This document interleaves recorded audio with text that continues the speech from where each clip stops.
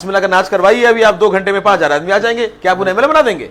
हमारी जाति के खिलाफ नारे लगाए, कटवा, मुल्ला, ये सब चीजें कही गई आपके सामने ऑन रिकॉर्ड उन नेताओं ने, क्योंकि उन नेताओं का जमीन खिसक चुकी है।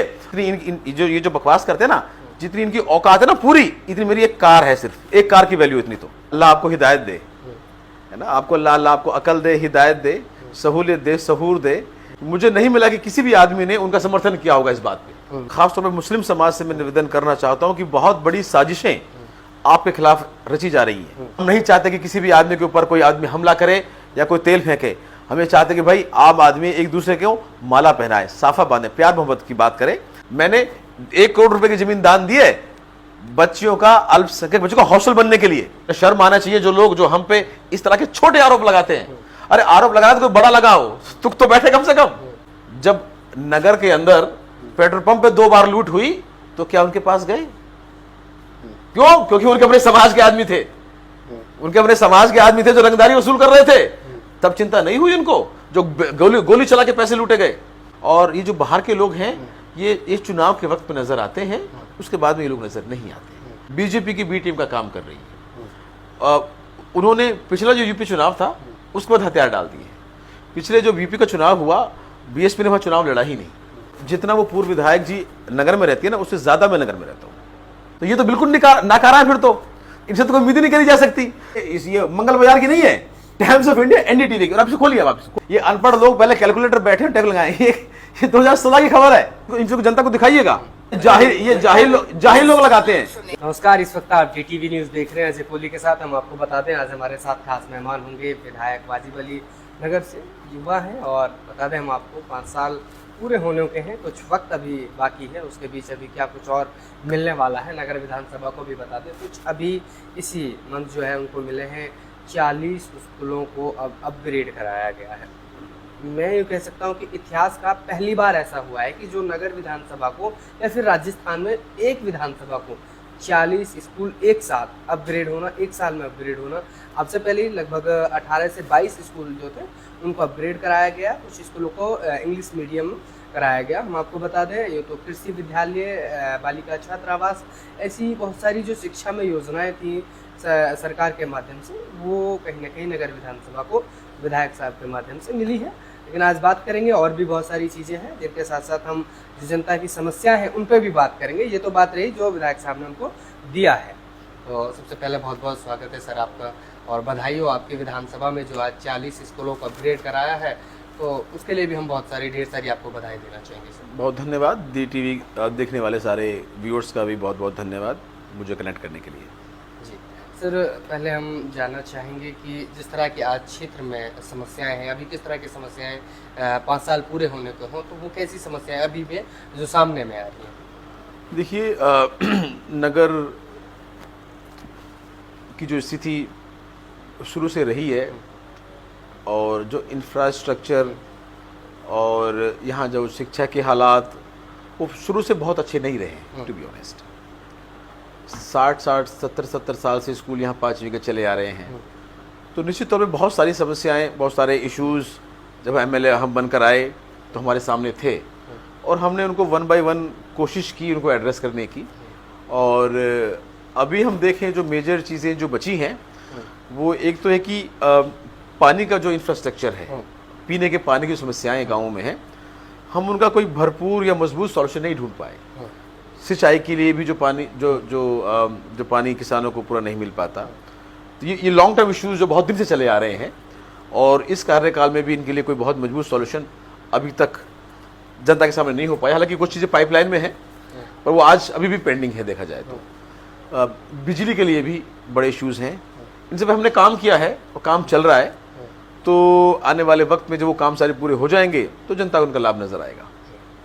साथ ही बात करना चाहेंगे, जैसे कि अभी राजनीतिक गर्म होने लगी है, राजनीति की बातें सामने आ रही हैं। अभी एक पंचायत होती है, मुस्लिम पंचायत होती है, उसमें इस तरह की आवाज़ें आती हैं कि विधायक साहब के ऊपर ब्लैक ऑयल या कुछ इस तरह के शब्द वहाँ यूज़ किए जाते हैं। तो क्या ऐसा मानते हैं कि लोग इस तरह के मतलब इनाम का घोषणा कर रहे हैं, इस तरह करने पे इतने सारी बातों को मतलब क्या कहेंगे? मैं जो भी साथी जिन्होंने ये घोषणा की है, जो बयान दिए, मैं उनके लिए शुक्रिया अदा करता हूँ। कि अल्लाह आपको हिदायत दे, है ना, आपको अल्लाह आपको अकल दे, हिदायत दे, सहूलियत दे, सहूर दे। और क्योंकि इंसान के जीवन में मर्यादा, सभ्यता, एटिकेट्स जिसे हम अंग्रेजी में भी कहते हैं, ये बहुत ज़रूरी है ना। आप इस तरह की भाषा प्रयोग करके आप क्या संदेश देना चाहते हो? ये कोई ऐसा होता थोड़ी है कभी, है ना। तो ये लोग जो हैं, जनता का जो ध्यान चुनाव से भटकाकर, जो मेन मुद्दे जनता के हैं उनसे भटकाकर अलग दिशा में ले जाने की कोशिश में मैं समझता हूँ कुछ लोगों की है। लेकिन मैं शुक्रिया अदा करना चाहता हूँ हमारे नगर विधानसभा की जनता की। मुझे नहीं मिला कि किसी भी आदमी ने उनका समर्थन किया होगा इस बात पे। तो जब जनता खुद ही नकार देती है इन चीज़ों को, तो हमें जवाब देने की कोई जरूरत नहीं। आप क्या मानते हैं, कौन लोग होंगे और क्यों कर रहे हैं ऐसा? देखिए, राजनीति है, राजनीति में जो विरोधी होते हैं, चाहे आपके पर्सनल व्यक्तिगत विरोधी हों, चाहे वो पार्टी विरोधी हों, चाहे वो विपक्षी लोगों के पैरोकार हों, तो कहीं ना कहीं राजनीति का स्तर इन लोगों ने इतना गिरा दिया है आज देश के अंदर। उसको जाति पे लेके आना, धर्म पे लेके आना, और इस तरह के चीज़ों पे भी लेके आना। मैं उनका स्वागत करता हूँ। वो जहाँ मुद्दे हैं उनके लिए हमें कटघरे में खड़ा करें, हमें कोई गुरेज नहीं है। जहाँ कभी कहीं कमी रही होगी हम उसको स्वीकारेंगे भी, लेकिन मूल बातों से चल के जो राजनीति है उसको एक अलग दिशा में ले जाना।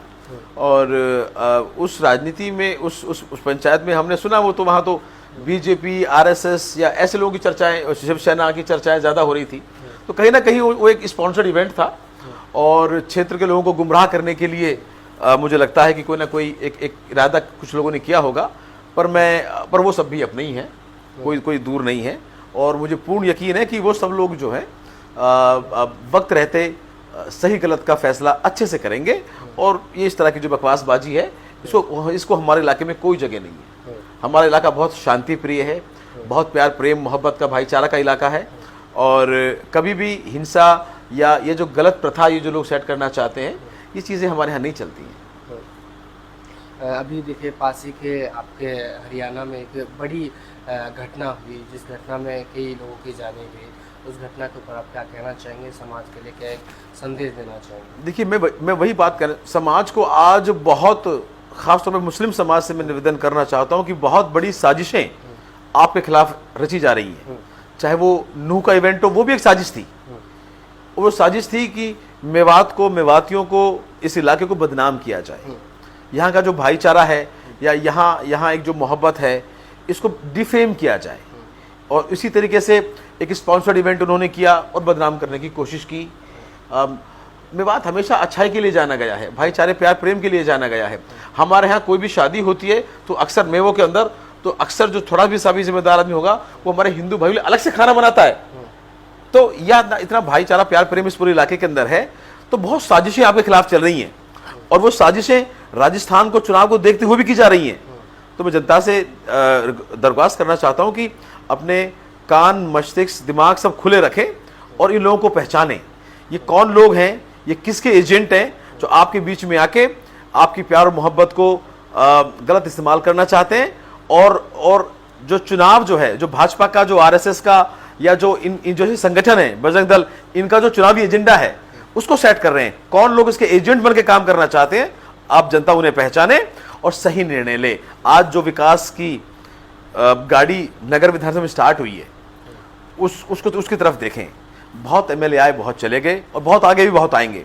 मुझे कोई शौक नहीं है कि स्पेशल वही एमएलए बनूं। जनता जिसे बेहतर चाहे, जनता उसे चुने। लेकिन जनता को क्या चाहिए, वो जनता को एजेंडा जनता को सेट करना पड़ेगा।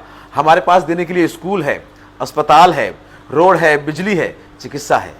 हमारे पास खोखले नारे नहीं है, हमारे पास खोखली घोषणाएं नहीं है। हम नहीं चाहते कि किसी भी आदमी के ऊपर कोई आदमी हमला करे या कोई तेल फेंके। हमें चाहते कि भाई आम आदमी एक दूसरे को माला पहनाए, साफा बांधे, प्यार मोहब्बत की बात करे। कहीं कोई कमियां हैं वो चर्चा होनी चाहिए राजनीति के तौर पर। आप हमारी आलोचना करिए, राजनीतिक आलोचना, हमें कोई दिक्कत नहीं है। लेकिन आप इस तरीके से जनता को बरगला कर गालियों का इस्तेमाल करेंगे तो जनता सब जानती है कि आने वाले वक्त में ऐसे लोगों को अपनी एकता से, प्यार से, मोहब्बत से और वोट के माध्यम से जवाब देना है। इनके जो एजेंडे हैं उनको फेल करना है। फिर एक और बड़ी बात सामने आई, कुछ दिन पहले हमने उसको कवर किया कि एक व्यक्ति जो है पेशे से टीचर है, उन्होंने कहा कि मैं एक पोस्ट डालता हूँ, जब यहाँ मुख्यमंत्री साहब आते हैं तो उस पोस्ट के बाद मुझे कहीं ना कहीं टारगेट किया गया, पर्सनली विधायक की ओर से मुझे जेल थाना जाना पड़ा, सिर्फ इस पोस्ट पे कि जो मैंने वहाँ पोस्ट डाली थी जिसमें कहीं ना कहीं उन्होंने आपकी आलोचना की। मुझे भी इस बात का पता चला, मैंने नहीं पता किया, मैं व्यक्तिगत तौर पे उस भाई को नहीं जानता, ना मेरी कभी उससे बात हुई। हाँ, चुनाव टाइम पे लोग बहुत मिलते हैं और इसमें ये बिल्कुल बेबुनियाद है, हमारा उससे कोई लेना देना नहीं है। वो पोस्ट डालें, अच्छा डालें, बुरा डालें, वो उनके साथ है। उसके बाद उनके घर कोई पुलिस पहुंची, उनके घर एक वांटेड अपराधी मिला, पुलिस उसको पकड़ने गई, तो अब जाकर वांटेड अपराधी कहीं बैठा होगा, वो तो मेरे घर बैठा होगा, पुलिस मेरे घर पे भी आएगी, जैसी बात है। तो निश्चित तौर पर पुलिस स्वतंत्र है अपनी कार्रवाई करने के लिए, लेकिन ये गलत है कि आप हर चीज़ को आप मुझसे जोड़ें। और यहाँ रोज पुलिस आती है कई बार, जो वांटेड होते हैं, अपराधी होते हैं, तो निश्चित तौर पे ऐसे लोग, नौजवान साथी हैं, कई लोग इनको बरगला देते हैं, युवा जोश जुनून होता है। तो अगर मान लो इनके मन में हमारे खिलाफ कोई घृणा है या प्रति या कोई विवेचना है, तो इनको ये बैठ के बात कर सकते हैं, अपना डाउट्स क्लियर कर सकते हैं। लेकिन इस तरीके से जो है कि उसको हर बात पे हमारा नाम लेके आना, मुद्दों को लेके आना, ये मुझे लगता है उनका बचपना है। और उनके परिवार के लोग भी उनसे सहमत नहीं है, उनकी इसमत से नहीं। अगर हम किसी साथ इतनी जाति करते तो कोई तो उनके साथ सहमत होता ना इस बात से। तो कहीं ना कहीं उनको भी मिसगाइड किया जा रहा है। वो अच्छे साथी हैं, मुझे पता चला कि वो कुछ पहले टीचर भी रह चुके, पढ़े लिखे भी हैं, तो वो भी अपने भाई हैं, हमें उनसे कोई दुरेज नहीं है, वो भी हमारे छोटे भाई हैं। सर, एक और बात सबसे ज़्यादा निकल के सामने आती है और विपक्ष भी आरोप लगाता है कि जो यहाँ प्रशासन रहा है कहीं ना कहीं वो विधायक की उंगलियों पे नाचता रहा है, एक कठपुतली बन के रह गया है। आखिर ऐसा क्यों?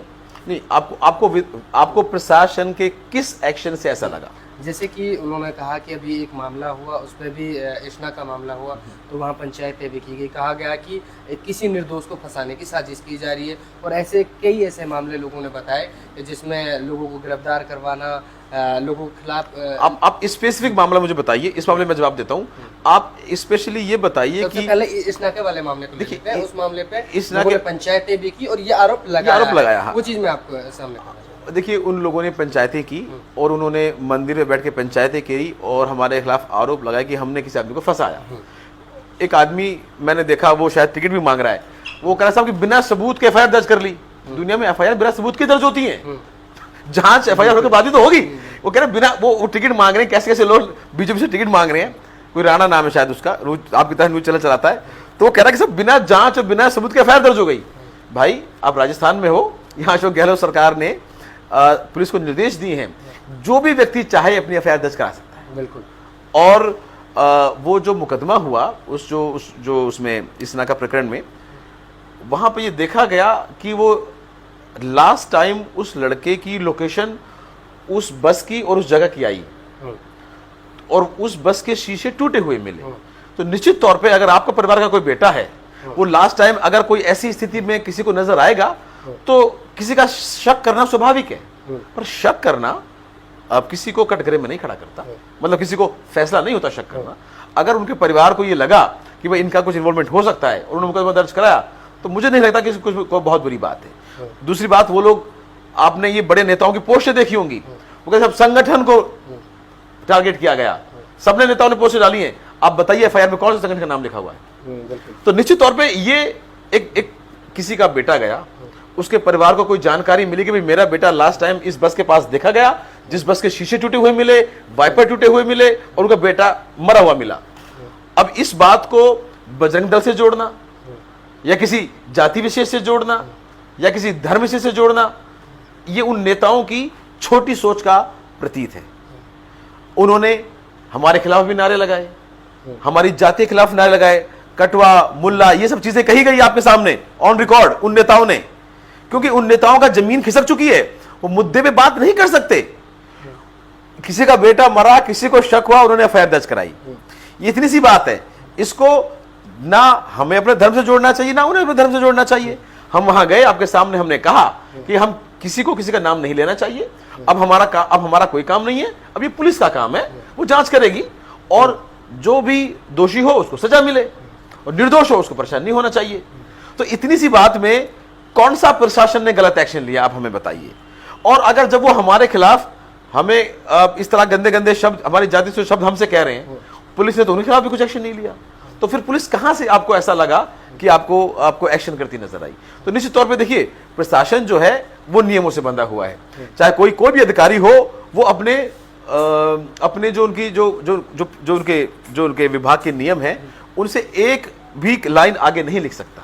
तो ये तो विपक्ष की आदत है, और जो विपक्ष में है वो हमेशा ये बातें कहते हैं। और ये तो साहब देखो, दुनिया में एक जुमला बन चुका है साहब, यहाँ भ्रष्टाचार होता है, यहाँ प्रशासन किसी की नहीं सुनता, यहाँ आम जनता की सुनवाई नहीं होती, यहाँ ये होता है, वहां वो होता है। हम कहते हैं आप हमें व्यक्तिगत तौर पे हमें आप नाम तो गिनाइए कि अगर किसके साथ हुआ है तो किसने किया है, और अगर किसी अधिकारी ने किया है तो उसको कटघरे में खड़ा किया जाएगा। जनता सबसे बड़ी जो मालिक है वो सरकार की, वो जनता है। जनता ने हमने चुना है, हम जनता के हैं, प्रशासन के नॉमिनेट होकर सरकार की तरफ से नहीं आए। हमारा फर्ज है हम जनता की बात को आगे रखें, और अगर कोई ऐसे मुद्दे सामने आते हैं आप उनसे पूछिए। बहुत से लोग आपसे कहते हैं साहब भ्रष्टाचार होता है, ये पैसे लेते हैं। कौन आदमी पैसे लेता है, हमें तो नाम तो पता चले, कोई एक तो आदमी नाम बताएगा। आप ऑफ रिकॉर्ड पूछिए उनसे, चाहे आप कैमरे में ना पूछिए, आप बोलो भाई ऑफ रिकॉर्ड तो मुझे नाम बता दो, आपसे 2000 किसने लिए। मैंने 1 करोड़ रुपए की जमीन दान दी है बच्चियों का, अल्पसंख्यक बच्चों का हॉस्टल बनने के लिए। 1 करोड़ रुपए की जमीन अपनी दान दी अपने से, उसमें मेरे बच्चे नहीं पढ़ेंगे, समाज के इलाके के बच्चे वहां पढ़ेंगे कम से कम।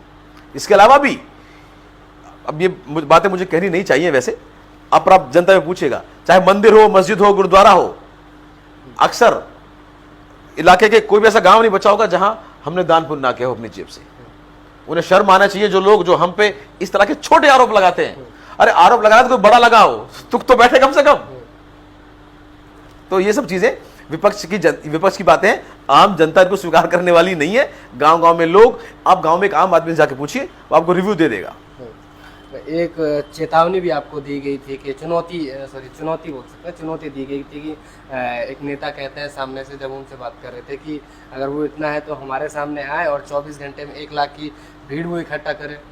ऐसे मतलब ऐसी बातों को लोग करते हैं। देखिए, जो जिस चुनौती आपने, भीड़ तो देखी आपने, जब हमने भीड़ इकट्ठी करी, ये चीज़ रोज रोज थोड़ी होती है। और आदमी भीड़ इकट्ठे करने से नेता थोड़ी बनता है। असमिला का नाच करवाइए अभी आप, 2 घंटे में 5000 आदमी आ जाएंगे, क्या आप उन्हें एमएलए बना देंगे? सी लॉजिकल क्या है, हम नेता भीड़ इकट्ठे करने के लिए जनता ने थोड़ी चुने हैं। आज 40 स्कूल अपग्रेड हुए हैं, उनके बच्चे उन स्कूलों में पढ़ेंगे। जो हमारे इस इलाके की जो सबसे बड़ी समस्या है, बेरोजगारी और जो इलिटरेसी, हमारी पूरे राजस्थान में लगभग 30-35% जो एजुकेशन का रेट है, हमारे यहाँ वो उससे आधा है बच्चियों का जो है मेवात के अंदर। तो हमारी चिंता है कि हमारे बच्चे जो है, आने वाली नस्लें जो हैं, वो आगे कैसे पढ़ें। हमारी चिंता ये नहीं कौन कितनी भीड़ इकट्ठी करता है। हमारी किताब आपके सामने है, इनके इतने कार्यकाल पुराने इन विधायकों के हो गए, कितनी तहसीलें बनवाई इन्होंने, कितने कॉलेज खोले इन्होंने, कितनी अस्पताल खोले इन्होंने। आज चीजें आपके सामने है। नगर के इतिहास में आज तक जितना इंफ्रास्ट्रक्चर था उससे ज्यादा इन 4 सालों में खड़ा हो गया है, और चालू है। घोषणाएं नहीं है, आज एसपी बैठ रहे हैं, आज तहसीलदार बैठ रहे हैं, आज एसडीएम बैठ रहे हैं। तो इस चीजें आपके सामने, जनता के सामने हुई हैं, और जनता इन्हीं चीजों को देख के वोट करेगी आने वाले टाइम पे। अब वो जमाने चले गए जब लोग जो है कि इनके नारों से होकर, और या फिर ये जो जिस तरह से ये लोग बरगलाते हैं चीजों को, अब जनता निर्णय करने वाली है। और जिस तरीके का सुख शांति इन 4.5 सालों में इस क्षेत्र में रही है, इससे पहले के आप रिकॉर्ड निकाल के देखिएगा। जिस तरीके से कस्बों के अंदर एक आम जन को सुरक्षा मिली है। अभी आपने देखा होगा 3-4 दुकानों के वो शटर तोड़े गए किसी शराबियों ने। कई नेता कई किलोमीटर, 10-100 किलोमीटर चल कर आए। पर उन नेता से पूछना, जब नगर के अंदर पेट्रोल पंप पे 2 बार लूट हुई तो क्या उनके पास गए? क्यों? क्योंकि उनके अपने समाज के आदमी थे, उनके अपने समाज के आदमी थे जो रंगदारी वसूल कर रहे थे। तब चिंता नहीं हुई उनको, जो गोली चला के पैसे लूटे गए। देखिए, अपराध को अपराध की दृष्टि से देखा जाना चाहिए, चाहे कोई भी आदमी। अब नगर में कोई भी अपराध हुआ हो, पुलिस ने सख्ती से उससे निपटा है। और सभी, चाहे अपराधी किसी भी जाति हो, किसी विशेष के हो, हम कभी इन चीजों में भेदभाव नहीं करते। पर उन नेताओं की देखिए, जो 2 फुट शटर हटने से, जो 2-4 हजार का माल जाने से इतने चिंतित हो गए, जो 20-25 हजार की बंदूक के जो नोक पे जो लूट हुई थी उस पर चिंतित नहीं हुए। तो ये किस तरह के राजनीति क्षेत्र में करना चाहते हैं, ये जनता के सामने है। अभी करीब 30-35 किलोमीटर सड़कें मंजूर हुई हैं। और उन नेताओं से कहिएगा जिनको नेता कहते हैं साहब हम तो जो 40 साल की राजनीति कर रहे हैं, जनता की राजनीति, धरने वाली राजनीति करते हैं, उन नेताओं के गांव हमने जोड़े सड़क से। मवई से लेकर डभारा तक के लिए 1,32,00,000 रुपए की सेक्शन सड़क हमने सेक्शन करी है। भेदभाव कहां, भेदभाव किस बात का भेदभाव, विकास की भेदभाव की बात करते हैं। जो चुनाव लड़ते कैंडिडेट, हमें कोई बहुत ज्यादा वोटों की उम्मीद भी नहीं है, लेकिन विकास पे सबका अधिकार है। इस तरीके से गारोली से मुंडेरा, हरसुख नंगला है, 75 साल से गांव जो है सड़क से रिजुड़ा, मुझे एक वोट नहीं मिली उस गांव में, पर आज हमने वहां सड़क डलवाई है। किस तरह के विकास की बात करते हैं, कि किस तरह के भेदभाव की बात करते हैं। इस बार जो विकास हुआ है वो चारों कोनों में हुआ है, पहली बार नगर में चारों तरफ विकास हुआ है। जालूकी है, जनूथर है, आपका खो है, और आप देख रहे हैं कि ये चीजें जो शुरुआत हुई है, हमारा लक्ष्य यही है, जनता से यही अपील है कि आप इस सरकार को रिपीट करें, आप हमें दोबारा मौका दें। ये जो विकास की गति जनता ने क्षेत्र ने पकड़ी है, ये आगे बहुत आगे जाएगी। जैसे कि अगर मान लीजिए जनता फिर से मौका देती है और हाथ के साथ अगर आप आते हैं, तो एक यहाँ एक बड़ा सपना यूनिवर्सिटी का भी जनता देख सकती है, क्या वो कभी पूरा हो पाएगा? देखिए, अभी हमने उसके लिए नहीं सोचा है, टू बी ऑनेस्ट, और हम जनता को बहुत मोदी वाले सपने नहीं दिखाना चाहते। जितने हमारे बस में है उतना ही हम जनता को बताते हैं। हमने आपसे कहा कि अगर मान लीजिए जी जी मौका जी, मिल जाता इसीलिए तो इसीलिए अब अभी यूनिवर्सिटी का मुझे लगता है कि अभी मुश्किल होगा, लेकिन डीग जैसे हमारा अब जिला बन चुका है, तो जिले में एक यूनिवर्सिटी होनी चाहिए, उस हिसाब से डीग के लिए हम कोशिश कर सकते हैं। हमें अगर दोबारा मौका मिलता है तो हमारी प्रथम जो सबसे पहली प्राथमिकता जो है, बिजली किसानों को 2 ब्लॉक में मिले। जैसे अभी फसल का टाइम आने वाला है, किसानों को सिंचाई के लिए रात को बिजली मिलती है। उसके लिए हमने क्या काम किया है कि हमारे यहाँ 220 kV का बहुत बड़ा एक सब स्टेशन बन रहा है। हमें पूरी उम्मीद है कि वो 1-1.5 महीने में चालू हो जाएगा। इसके अलावा हमारे गर्ग साहब के और महाराज साहब के अथक प्रयासों से कुम्हेर के अंदर 400 kV का बड़ा सब स्टेशन बन रहा है, जो प्रस्तावित हो चुका है, काम चालू नहीं हुआ है। तो आने वाले वक्त में हम अगर रिपीट होते हैं तो मैं विश्वास दिलाता हूं कि बिजली की सारी जो आज हम लोग जूझ रहे हैं ना, हिंडौन से हमारा जो है 400 kV से लाइन आती है, वो डिस्टर्ब है, आज पूरे इलाके में लाइट मिल। जब ये चीजें हमारे अंदर होंगी, जो 220 kV आज जो है भरतपुर में, अलवर में, जब वो सीकरी में होगा, तो इस क्षेत्र की सारी बिजली की समस्याएं दूर हो जाएंगी। इसके अलावा 4 नए सब स्टेशन बन रहे हैं अभी, जो प्रस्तावित हैं, जिनमें काम चल रहा है।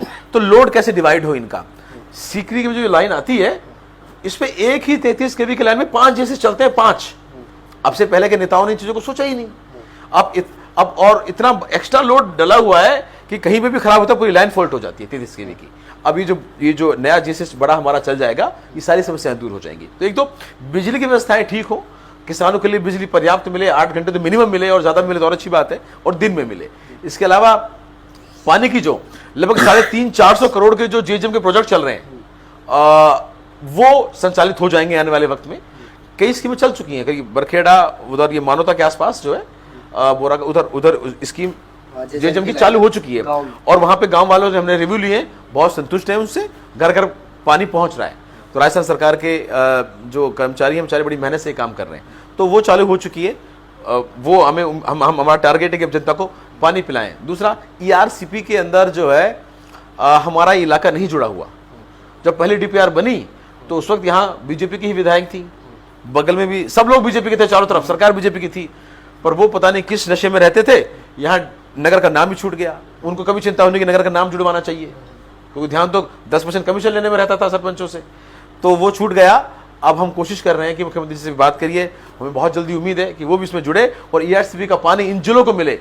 हम उम्मीद करते हैं कि अगर ये सरकार रिपीट हुई, ये काम होगा, क्योंकि अशोक गहलोत गवर्नमेंट ने अपने बजट से, स्टेट बजट से जो है इस परियोजना का काम चालू कर दिया है। तो आने वाले 5 सालों में हमें उम्मीद है हम लोग ईआरसीपी का काम भी पूरा कर पाएंगे। तो और क्षेत्र के लिए एम्प्लॉयमेंट एक बहुत बड़ा इशू है, और देखिए किसी इलाके का ट्रांसफॉर्मेशन 4 साल में होना बहुत मुश्किल है, 5 साल में होना बहुत मुश्किल है। एक लंबा विजन लेके हमें चलना पड़ेगा। उसके लिए वासबुर्जा में जो है कट मंजूर हो चुका है, उसका काम बहुत जल्दी चालू होने वाला है, और उसके साथ वहाँ रिको इंडस्ट्रियल एरिया जो प्रस्तावित है वो सरकार वहाँ बनाएगी, तो हजारों युवाओं को यहाँ रोजगार मिलेगा। तब जाके इलाके का कुछ माहौल बदलेगा, हम लोग अल्टरनेट मीन्स पे जाएंगे, तब जाके इलाके की तरक्की संभव है। तो ये हमारे टारगेट से आने वाले टाइम के लिए, बिजली अच्छा करें, पानी अच्छा करें, और इलाकों को रोजगार मिले।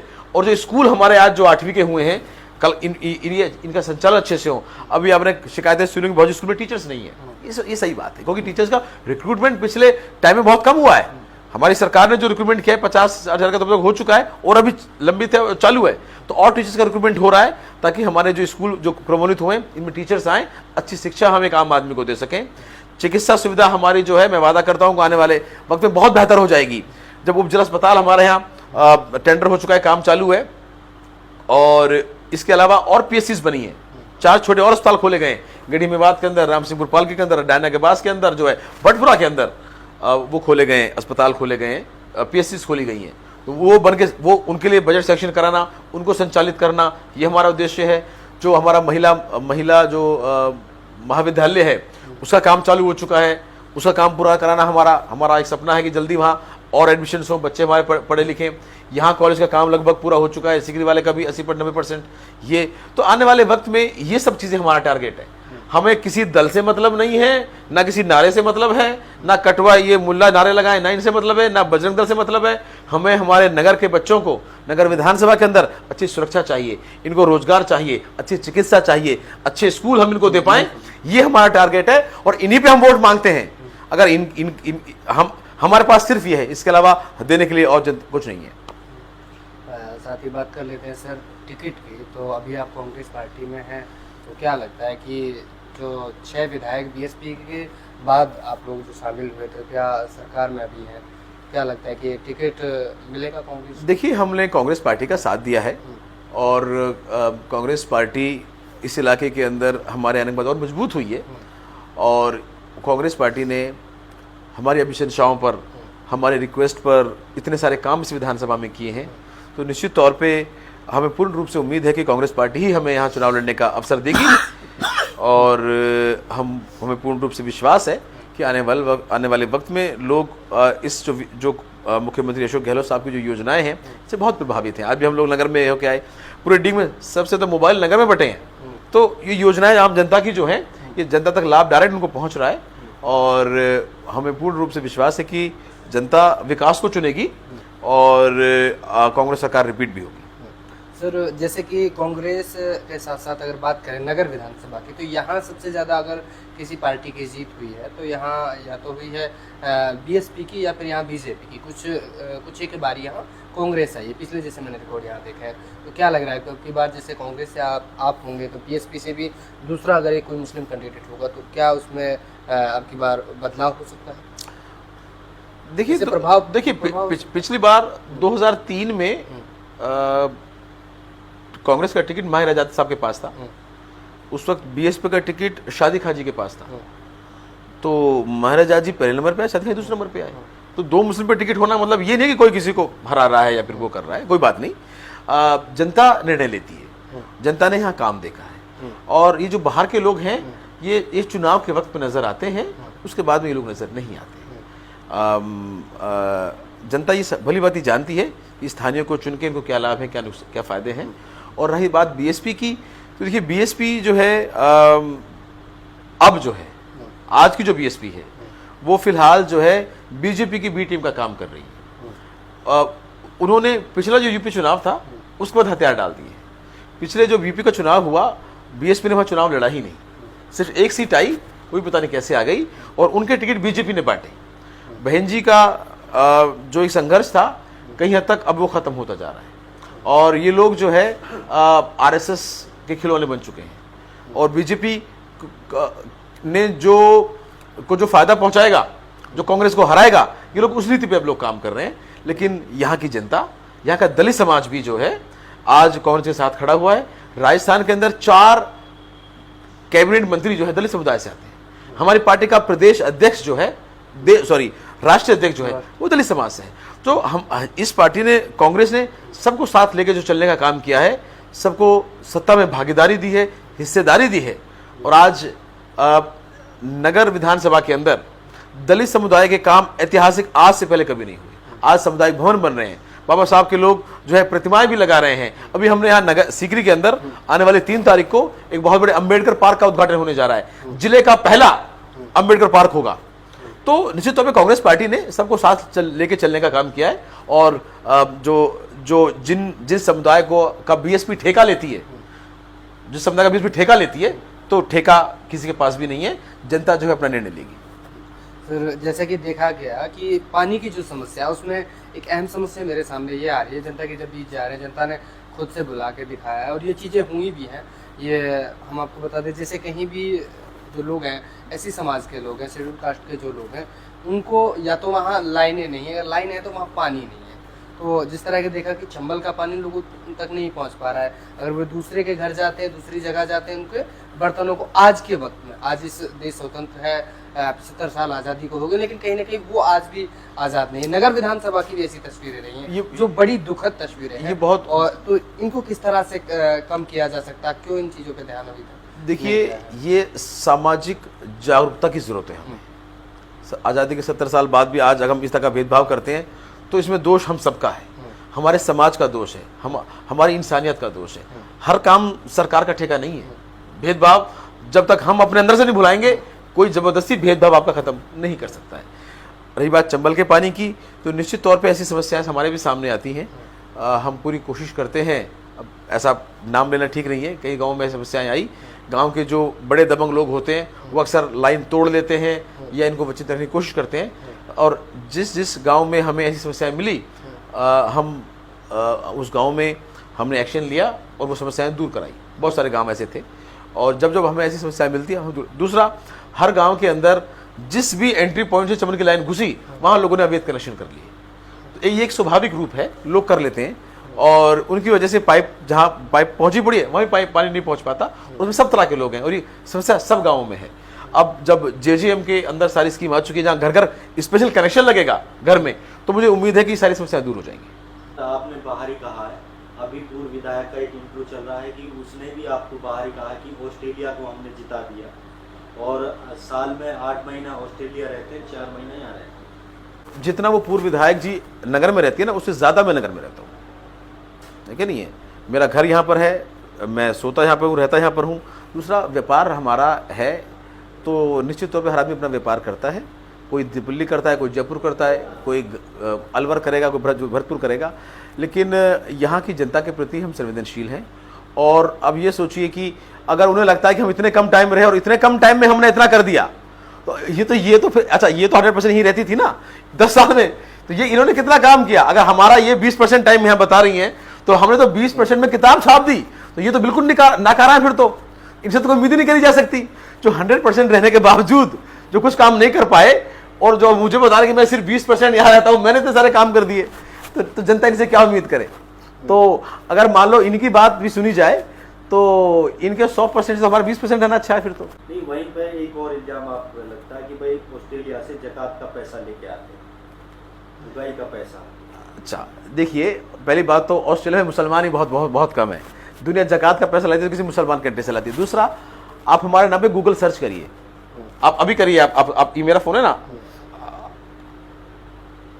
आप अपने हाथ से करिए, लिखिए इम्ताज खान टाइम्स ऑफ इंडिया, यहाँ के हिंदुस्तानी खबर।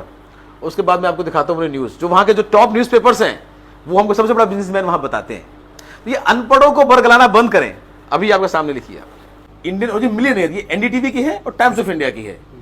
ये मंगल बाजार की नहीं है, टाइम्स ऑफ इंडिया एनडीटीवी की। और आप इसे खोलिए, आप इसे खोलिए, ये हमारे एमएलए बनने से पहले की खबरें हैं। 2016 की 2 नवंबर की ये खबर है। अभी आप पढ़िए, ये हमारे बड़े भाई भी हैं, अभी आपको पूरा दिखाएंगे, शो फुल आर्टिकल, शायद वैसे ही बताते हैं उस वक्त। $70 मिलियन, ये अनपढ़ लोग पहले कैलकुलेटर बैठे टैग लगाए। ये 2016 की खबर है, टाइम्स ऑफ इंडिया की, 2016 एनडीटीवी की, ये सर्च कर लें, जो आप देख सकते हैं। इसमें जो इम्तियाज जी हैं, उनका फोटो भी आपको नजर आ रहा होगा। हेडलाइन ऊपर आप हेडलाइन देख सकते हैं, India millionaire wins in the Australia local counselling. हम अब आप देख सकते हैं, समझ सकते हैं, जिन चीज़ों का कहीं ना कहीं आरोप लगाया जाता है कि वो ज़कात का पैसा है। उसके अलावा और दिखाते हैं, और इनको जनता को दिखाइएगा।